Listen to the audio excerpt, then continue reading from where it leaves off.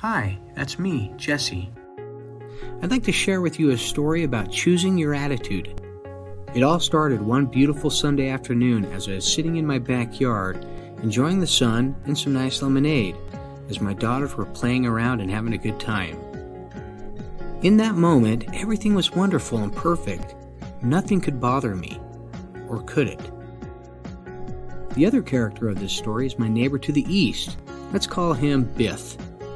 Keep in mind, his yard's elevation is 8 feet higher than mine. This is important because he can see everything in my backyard from his deck, and I can see everything on his deck from my backyard. Now there's something you should know about me and Biff. Biff is a very enthusiastic University of Utah fan. I too am a very enthusiastic Brigham Young fan. Yes, we are rivals. We both love our schools, but we don't like each other. It all started when his dead tree was breaking apart and damaging my property, but that's another story for another time. Let's get back on track. As I'm enjoying my strawberry lemonade, suddenly Biff comes out onto his deck and proceeds to hammer up a University of Utah flag from corner to corner. Keep in mind, the Utah Running Utes just earned a perfect season record of 13-0, and they won the Sugar Bowl that year.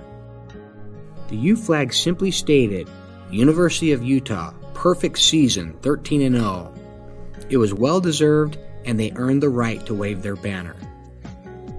Another important note, the way Biff's house was positioned only allowed me and my family to view his flag. No one else could see it. No one from the street, and not even the neighbors could see it from their position. Or in other words, he was sticking it to us.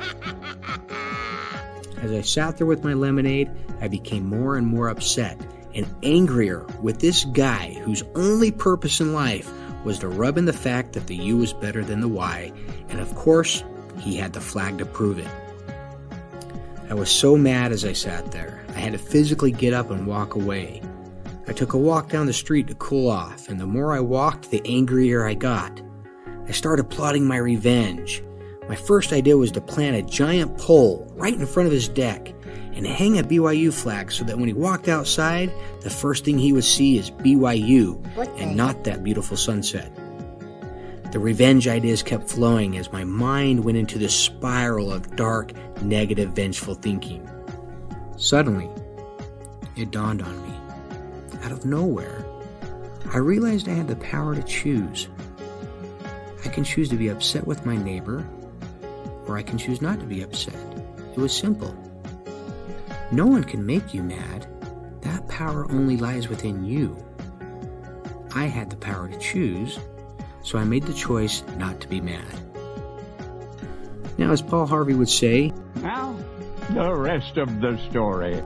I made a conscious decision not to let it bother me or ruin my perfect Sunday afternoon.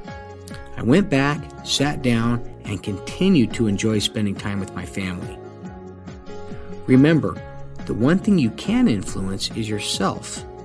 You always have a choice to choose your attitude and focus on the things you can control or the things you can influence. Within that choice lies our happiness.